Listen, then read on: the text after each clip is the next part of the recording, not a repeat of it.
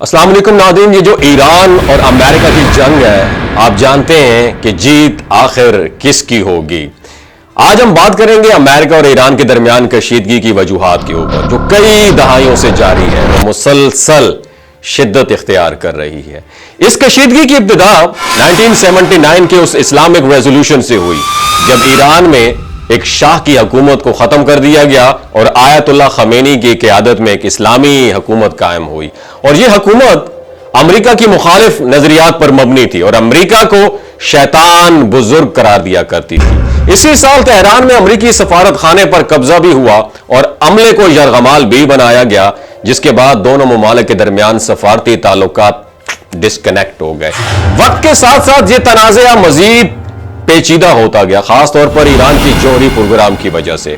America और इसके इत्तेहादियों का यह दावा है कि ईरान एटमी हथियार बनाना चाहता है, जबकि ईरान का मौक़िफ़ यह है कि उसका प्रोग्राम सिर्फ पुरअमन मकासद के लिए है। मशरिक़ वस्ता में भी दोनों ममालिक एक दूसरे के मुखालिफ महाजों पर खड़े हुए हैं। ईरान, शाम, लेबनान और यमन अपनी हमायत याफ्ता तंजीमों के जरिए असर व रसूख बढ़ा रहा है ईरान, जबकि अमेरिका, इजराइल और सऊदी अरब जैसे ममालिक का हामी है। इन प्रॉक्सी जंगों ने खित्ते को मजीद गैर मुस्तहकम कर दिया है। अमेरिका ने ईरान पर सख्त मुआशी पाबंदियां आयद की हुई हैं, जिनका मकसद ईरानी मईशत को डैमेज करना है। इन पाबंदियों ने ईरान को मजबूर किया है कि वो अपनी मईशत को बेहतर बनाने के लिए दीगर ममालिक से अपने रिलेशनशिप जो है ना इस्तवार करे, जो अमेरिका के लिए बायस तशवीश है। और ये कशीदगी महज सियासी या मुआशी नहीं, बल्कि मजहबी और नदरियाती बुनियादों पर भी डेफिनेटली इस्तवार है।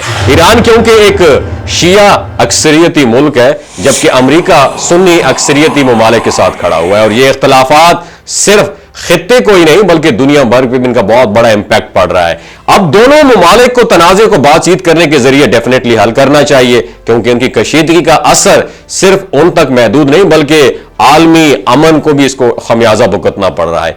ईरान और अमेरिका के दरमियान जंग की मुमकिना सूरत हाल एक पेचीदा और अहम टॉपिक है, जिस पर बहुत से माहिरीन और तज्जियाकार डिबेट कर चुके हैं। इस सवाल का जवाब कि कौन जीतेगा, यह डेफिनेटली एक आसान क्वेश्चन नहीं है, क्योंकि जंग सिर्फ फौजी ताकत पर नहीं बल्कि हिकमत अमली, आलमी सियासत और दीगर कई एलिमेंट इसमें मुश्तमिल होते हैं। दोनों ममालिक के पास मुख्तलिफ ताकतें और कमजोरियां हैं, जो किसी भी तनाज़े के नतीजे को बिल्कुल उल्टा रुख दे सकती हैं। अमेरिका के पास दुनिया की सबसे मजबूत और जदीद फौज है, उसके पास जदीद वेपन है, एटमी सलाहियत, टेक्नोलॉजी, फजाई और बहरी बर्तरी मौजूद है। और अमेरिका के बहरिया के जो तैयारा बरदार जहाज हैं दुनिया के मुख्तलिफ खित्तों में मौजूद है, और उसकी फौज किसी भी इलाके में फौजी कार्रवाई की सलाहियत रखती है।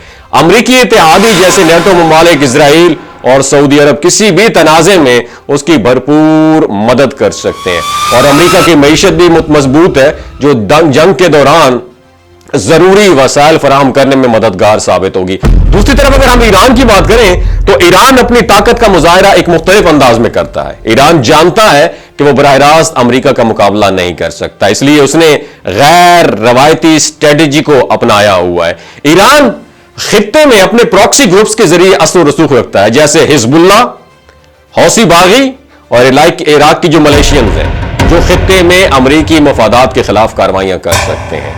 ईरान के पास बैलिस्टिक मिसाइल्स भी हैं, जो खित्ते में अमरीकी फौजी अड्डों और इत्तेहादियों को टारगेट कर सकते हैं। इसके अलावा ईरान के पास आबनाए हामुस, इस पर भी कंट्रोल रखता है, जहां से दुनिया का बड़ा हिस्सा तेल की तरसील करता है। ऐसी जंग सिर्फ मैदानी जंग नहीं होगी बल्कि दीगर महाजों पर भी लड़ी जाएगी, और साइबर जंग इसमें बहुत इंपॉर्टेंट रोल प्ले करेगी। याद रखिएगा दोस्तों, अमेरिका के पास दुनिया के सबसे जदीद साइबर सलाहियत है, लेकिन ईरान ने भी अपनी साइबर सलाहियत का मुजाहरा किया, जैसे मुखालफिन के अहम सिस्टम को टारगेट करना। इसी तरह इक्तिसादी जंग भी बहुत ज्यादा अहम होगी। अमेरिका पहले ही ईरान पर सख्त पाबंदियां लगा चुका है, और किसी भी जंग की सूरत में यह प्रेशर मजीद उसके ऊपर बढ़ा सकता है। लेकिन तवील मुद्दती तनाज़ा जो है खुद अमरीकी मईशत जो है उसके ऊपर भी गहरा इंपैक्ट डाल सकता है, और अवामी जो हमायत है उसको भी काफी हद तक डैमेज कर सकता है। इंसानी नुकसान और जंग की कीमत का अंदाजा लगाना बहुत मुश्किल है, लेकिन यह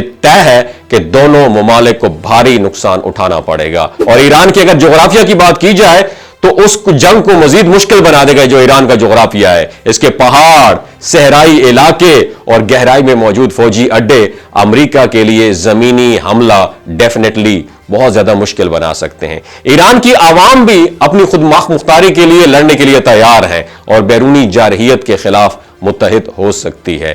عالمی طاقتوں کی شمولیت صورتحال کو مزید پیچیدہ بنا سکتی ہے. روس اور چین ایران کی حمایت کر سکتے ہیں تاکہ امریکہ کے اثر و رسوخ کو کم کیا جا سکے. دوسری جانب اسرائیل اور سعودی عرب جیسے امریکی اتحادی ایران کو کمزور کرنے میں بہت انٹرسٹ شو کر رہے ہیں. ان تمام عوامل کے باعث یہ تنازع ایک عالمی مسئلہ بن سکتا ہے اور اس کے اثرات دور تک پھیل سکتے ہیں. آخر میں یہ کہنا ضروری ہے کہ ایسی جنگ میں کوئی حقیقی فاتح نہیں ہوگا. اگرچہ امریکہ اپنی فوجی برتری کے باعث ایران کو شکست دے سکتا ہے، لیکن اس کے نتیجے میں مشرق وسطی میں عدم استحکام، انسانی بحران اور طویل مدتی تنازعات ڈیفینیٹلی پیدا ہوں گے. جنگ کے نتائج صرف فوجی نقصان تک محدود نہیں ہوتے، بلکہ اس کا اثر عالمی معیشت اور سیاست پر بھی ڈیفینیٹلی ہوگا. لہٰذا ایسے کسی بھی تنازع سے بچنے کے لیے سفارتکاری اور بات چیت سب سے بہترین آپشن ہے، اور مسائل کو مذاکرات کے لیے حل کرنا دونوں ممالک اور دنیا کے لیے فائدہ مند ثابت ہوگا. جنگ کا رستہ ہمیشہ تباہی کی طرف جاتا ہے اور اس سے بچنے کی ہر ممکن کوشش کرنی چاہیے. اگر یہ ویڈیو آپ کو اچھی لگی دوسروں کے ساتھ ضرور شیئر کیجیے. اپنا اور اپنے ساتھ جڑے رشتوں کا خیال رکھیے. اللہ حافظ.